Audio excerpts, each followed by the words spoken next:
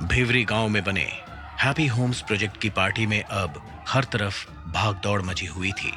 Anthony जमीन पर पड़ा हुआ था। उसकी छाती खून से लाल हो चुकी थी। दौड़ती हुई कृतिका उसके पास पहुंची। एंथनी! कृतिका ने एंथनी का सर अपनी गोद में लिया।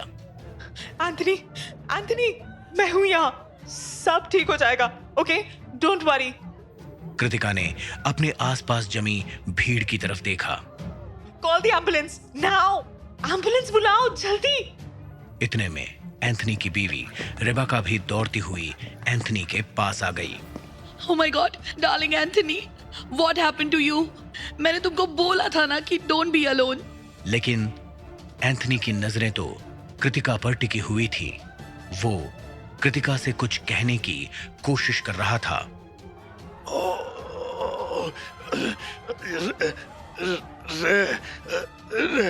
Revenge, revenge. इतना कहकर एंथनी ने दम तोड़ दिया। Anthony, Anthony, please reply. Oh my God, oh my God. वहीं रेबेका ने अपना सर एंथनी की छाती पर रख दिया और जोर जोर से रोने लग गई। अब एंथनी की बेटी शैरॉन भी वहां पहुंच चुकी थी। शैरॉन ने एकदम से रेबेका को जोर से खींचते हुए एंथनी से दूर कर दिया। You bitch! Move away! नकली आंसू मत बहा। Get away from him. शैरॉन ने एंथनी को जोर से गले लगा लिया। Dad! Dad! Oh my God! मैं आपको बता भी नहीं सकती कि how much I love you. Anthony का 32 साल का बेटा एलन वहां पहुंचा। उसका कद 5 फीट 10 इंच का था और उसकी बॉडी मस्कुलर और स्ट्रांग थी। उसने अपने लंबे बालों को एक पोनीटेल में बांधा हुआ था। अपने बाप को मरा हुआ देखकर एलन घुटनों के बल जमीन पर बैठ गया और उसने अपना चेहरा अपने हाथों से ढक लिया। Who did this? किसने मारा डैड को? तभी अचानक जमा हुए गेस्ट में से कुछ लोगों के चीखने की आवाज आई। कृतिका ने देखा कि गेस्ट विला के सामने एक आदमी हाथ में चाकू लिए खड़ा था, जो कि खून से लथपथ था। वो उसी विला के सामने खड़ा था जिसमें कुछ ही देर पहले एंथनी गया था। जोर जोर से सांसें लेते हुए उस आदमी की आंखों में एक पागलपन साफ दिखाई दे रहा था। व्हाट? ये तो एंथनी के घर का सिक्योरिटी गार्ड बाबूलाल है। भीड़ में से एक आदमी की आवाज आई। इसी ने मारा होगा एंथनी को। पकड़ो इसको, पुलिस को बुलाओ। कृतिका ने कांपते हाथों से अपने दोस्त और भिवरी इलाके के पुलिस ऑफिसर इंस्पेक्टर मोरे को फोन लगाया।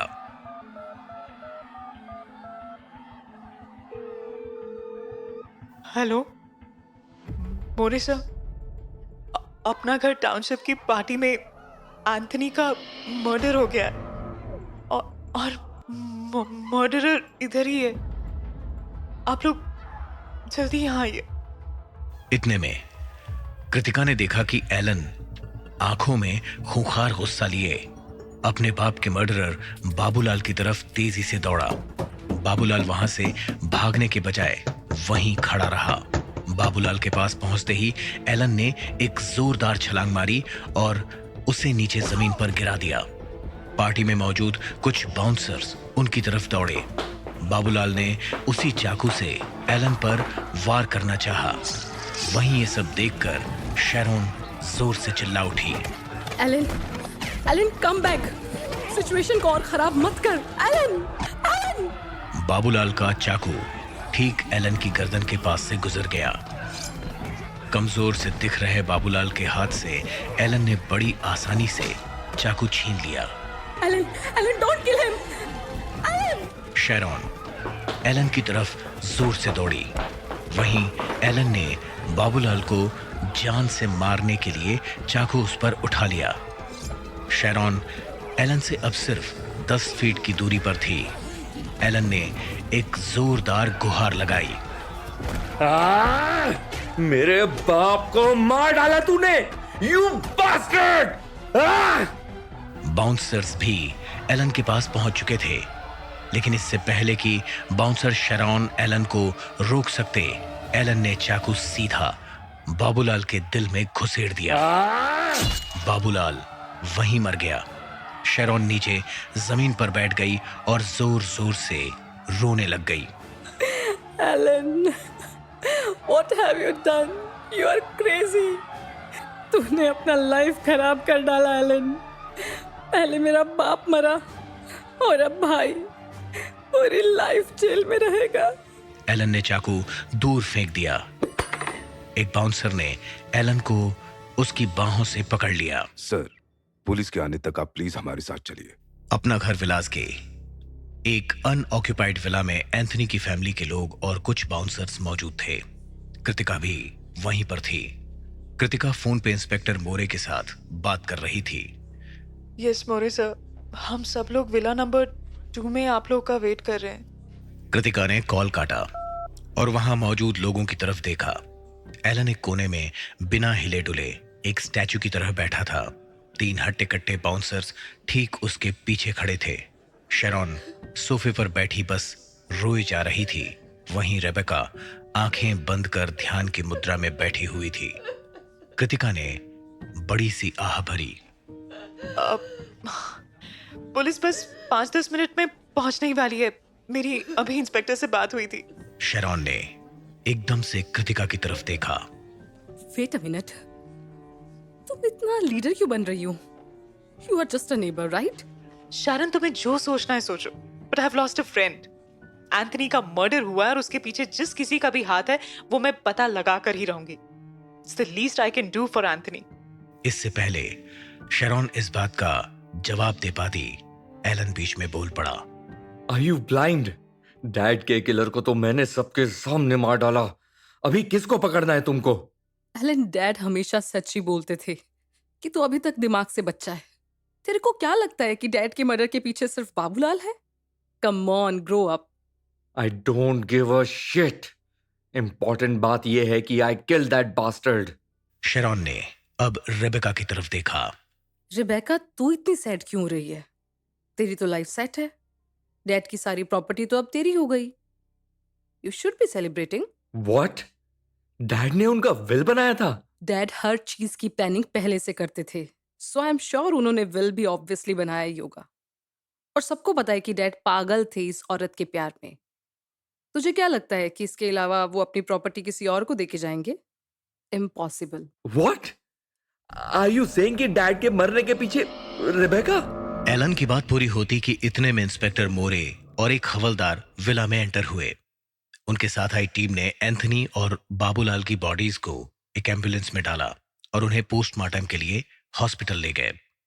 मोरे कृतिका के ठीक सामने आकर बैठ गया। कृतिका जी, यहाँ क्या हुआ? मुझे पूरी बात बताओ। More sir, it all happened so fast. पहले मैंने एंथनी को गेस्ट विला के अंदर जाते हुए देखा। बस उसके 5-10 मिनट बाद ही वो चीखता हुआ बाहर आया and he was bleeding badly from his chest. Anthony ने कुछ ही सेकंड्स में दम तोड़ दिया। उसके बाद एंथनी के घर का वॉचमैन बाबूलाल भी उसी विला से बाहर आया और उसके हाथ में खून से लाल चाकू था। गुस्से में आकर एंथनी के बेटे एलन ने बाबूलाल को उसी चाकू से मार दिया। मोरे ने रूम में मौजूद सबकी तरफ बारी बारी गौर से देखा। वॉचमैन बाबूलाल ने एंथनी को क्यों मारा? क्या उन दोनों में कोई अनबन थी? कोई बड़ी प्रॉब्लम? किसी को इसके बारे में कुछ पता है? सब चुप थे, लेकिन फिर शरॉन ने अपने आंसू पोंछकर मोरे की तरफ देखा। सर, मुझे मेरे डैड की वाइफ रेबेका पर पूरा शक है। दोनों में 20 साल से भी ज्यादा का एज डिफरेंस था। She married my father for his money. हो ना हो, इस सबके पीछे इस रेबेका का ही हाथ है। रेबेका ने शरॉन की तरफ गुस्से से देखा। शट अप सर, मैं इसकी स्टेप मॉम हूँ। शी ऑब्वियसली हेट्स मी और कब से कुछ ना कुछ मेरे अगेंस्ट बोली जा रही है ये। सर, मैं साइलेंट हूँ तो उसका सीधा एडवांटेज उठा रही है ये। I loved Anthony with all my heart. I loved him so much. I miss you Anthony. तुम यहाँ होते तो इस शरॉन का मुंह बंद कराते। मोरे ने एलन की तरफ देखा। तुम्हें बाबूलाल को मारना नहीं चाहिए था। यह इस केस की सबसे बड़ी गलती साबित हो सकती है। कृतिका जी, आपको कुछ कहना है? कृतिका ने रेबेका की तरफ देखा। रेबेका ने आंखों ही आंखों में कृतिका को चुप रहने की रिक्वेस्ट की। मैं सिर्फ इतना कहूंगी कि Anthony was a great guy, he deserves justice. More ने हवलदार को इशारा किया। हवलदार ने एलन को अरेस्ट कर लिया। कृतिका जी, अगर कोई नई बात सामने आए तो मुझे कॉल करना। शेरॉन एलन के पास आई और उसके गले लग गई। एलन, माय ब्रदर, तू टेंशन मत ले। मैं तेरे जीजू रिकी से बोलकर तेरे लिए एक अच्छा लॉयर अरेंज करती हूँ। तूने एक मर्डर को मारा है, हम सेल्फ डिफेंस का केस बनाएंगे। तू टेंशन मत ले। एलन अचानक फूट फूट कर रोने लग गया। शेरन, मेरे को बचा ले सिस्टर। मेरा छोटा बच्चा है। मेरी वाइफ पागल हो जाएगी मेरे बिना। She doesn't deserve all this. Please जो भी करना है जल्दी कर।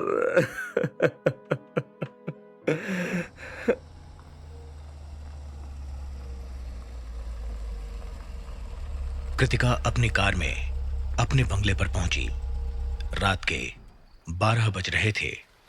बारिश की हल्की हल्की बूंदाबांदी शुरू हो चुकी थी। मौसम काफी हद तक ठंडा हो चुका था। कृतिका ने कार में पड़ी अपनी एक गरम शॉल ओढ़ ली और घर के अंदर चली गई। जैसे ही वो बाथरूम में गई, उसने अपना चेहरा आईने में देखा। उसकी आंखों का काजल उसके गालों तक फैल चुका था और उसके बाल बिखरे हुए थे। Kritika, you are cursed. Life में तूने जिस जिस से प्यार किया उन सबकी जान चली गई। पहले माँ, फिर तेरा हस्बैंड अभिषेक, फिर रितेश और अब एंथनी। भगवान ने तेरी जिंदगी में खुशी लिखी ही नहीं है। कृतिका अब वहीं बाथरूम के फर्श पर ही बैठ गई और अपना सर घुटनों में छिपाए रोने लग गई। I'm sorry, Anthony. I'm sorry. I will always love you. तभी उसे अपने बाथरूम के दरवाजे पर एक खटखटाहट सुनाई दी। कृतिका का शरीर एकदम से डर के मारे सिकुड़ गया। कौन है? लेकिन सामने से कोई जवाब नहीं आया। तभी उसके बाथरूम का दरवाजा धीरे धीरे अपने आप खुलने लग गया। तभी उसे दरवाजे के एज पर एक हाथ दिखाई दिया। Who is it? कौन है? कृतिका ने देखा कि एक मुस्कुराता हुआ चेहरा दरवाजे के पीछे से बाथरूम के अंदर झांक रहा था। Rebecca? What are you doing? Sorry, लगता है मैंने तुम्हें डरा दिया, लेकिन मैं कब से मेन डोर की बेल बजा रही थी। तुमने दरवाजा ही नहीं खोला। तुम्हारा फोन भी स्विच्ड ऑफ था। देन आई सॉ कि तुम्हारे घर की लाइट्स ऑन है, तो मैं तुम्हारे बेडरूम की खिड़की के रास्ते तुम्हारे घर आ गई। I am sorry again. तुम बाहर हॉल में बैठो, मैं चेंज करके आती हूँ। कृतिका मुंह हाथ धोकर कपड़े चेंज कर हॉल में आकर बैठ गई। उदास सी दिख रही रेबेका हॉल में नीचे फर्श पर बैठी हुई थी। कृतिका सोफे पर आकर बैठ गई। Rebecca, how are you doing? I am good Kritika. I understand. लेकिन इतना अर्जेंटली क्यों मिलना था तुम्हें? मैंने कहा ना, मुझे अच्छा फील नहीं हो रहा था। I understand. You must be very sad. Sad? No, not really. I was feeling bored. कुछ इंटरेस्टिंग करते हैं ना। ये सुन कृतिका एकदम से डर गई। उसे रेबेका की आंखों में कोई इमोशन दिखाई नहीं दिया। What? Bored? Are you sure? Antakshari खेले क्या? मेरी फेवरेट गेम है। रेबेका की अजीबोगरीब बातें सुनकर कृतिका को एकदम से उससे डर लगने लगा। कृतिका उससे कुछ दूर खिसक गई। मुझे भी अंताक्षरी बहुत पसंद है, बट अभी मुझे बहुत नींद आ रही है. I sleep now. I suggest तुम भी अपने घर जाकर सो जाओ. और हाँ, आई होप मेरी प्रिस्क्राइब की हुई टैबलेट्स तुम ले रही हो. नहीं, टैबलेट्स की मुझे क्या जरूरत है? मेरा लुसिफर है ना मेरे साथ. He takes care of me. अच्छा, वैसे तुम्हें एंथनी से बात करनी है क्या? It will be fun, no? Rebecca की अजीब बातें लगातार कृतिका को और नर्वस कर रही थी, लेकिन कृतिका ने खुद को शांत रखने का फैसला किया. रिबेका, प्लीज अंडरस्टैंड, रात बहुत हो गई है. अभी कुछ टाइम पहले ही एंथनी की मौत हुई है. We all need to mourn in peace. कल मिलते हैं. अभी तुम जाओ, प्लीज लीव. लेकिन रेबेका धीरे धीरे चलते हुए कृतिका के बिल्कुल पास आकर बैठ गई.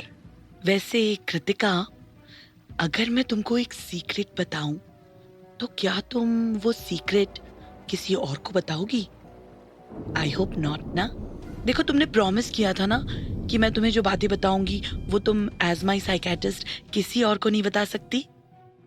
यस रिबेका, लेकिन अगर मगर छोड़ो, ट्रूथ तो ये है कि मुझे एंथनी के मरने का कोई दुख नहीं है. I feel absolutely normal. See, मेरे फेथ ने मुझे कितना स्ट्रॉन्ग बना दिया है. Rebecca, what you feel is normal. तुम ये सैडनेस को प्रोसेस नहीं कर पा रही हो, इसीलिए ऐसी बातें कर रही हो. गो रेस्ट, सो जाओ, कल बात करते हैं. I am not sad. कैसे समझाऊं यार कृतिका? सेनेटिज्म में आने से ह्यूमन माइंड बहुत स्ट्रांग हो जाता है, और इसके अलावा भी बहुत सारी पावर्स मिलती हैं.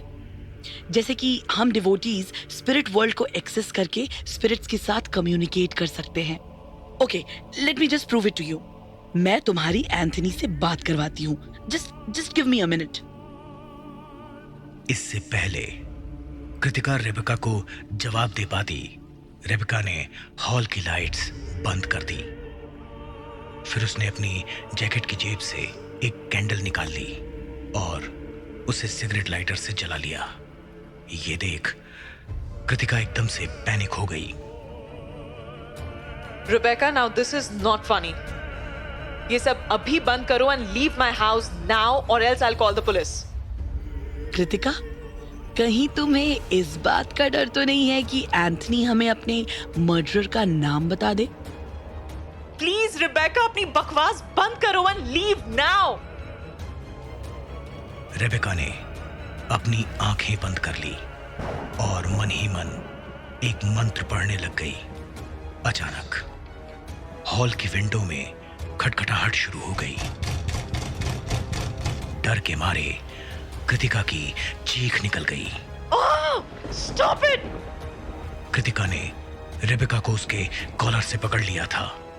Fuck off from my house or I will call the police. लेकिन रेबेका कृतिका के पीछे कहीं देख रही थी. Kritika, just turn around and look. Kritika की जैसे सांसें रुक गई. कौन है मेरे पीछे? He is here.